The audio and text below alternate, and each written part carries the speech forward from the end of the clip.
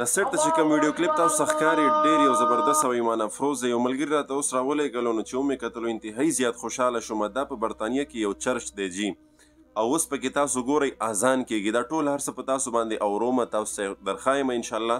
خو د هغې نه مخکې دا واورئ چې دا یو چرچ و د عیسایانو په برطانیه کې و، او تقریبا 9,80,000 برټش پاونډ د دې قیمت لګېدلی و، چې د هیڅ چا په وس کې نه و چې دا به څوک اخلي څوک به نه اخلي.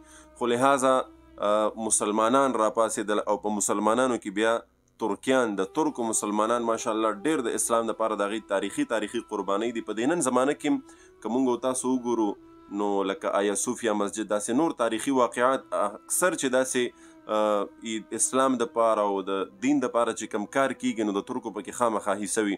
نو دغه ترکیان چې کم دغه ملک کې اوسېدل دی را جمع شو، دې دپاره یې چندې او پیسې جمع کړې، او دغه چرچ چې دی دا یې واغستو د عیسایانو نه په ډېر لوی قیمت باندې واغستلو، او اوس د هغې نه پس په اول ځل باندې د ډېرو کلونو نه پس په دغه ځای کې د الله اکبر نعره لګېږي، د الله د وحدانیت نعره لګېږي. نو ډېره زیاته مزه کوي او ډېر خوند کوي. د دې کلیپ نه تاسو هم خوندونه واخلئ او د نورو مسلمانانو سره هم شریک کوئ.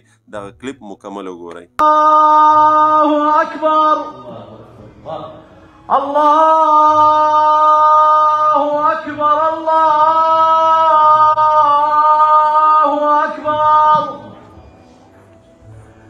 أشهد أن لا إله إلا الله، أشهد أن لا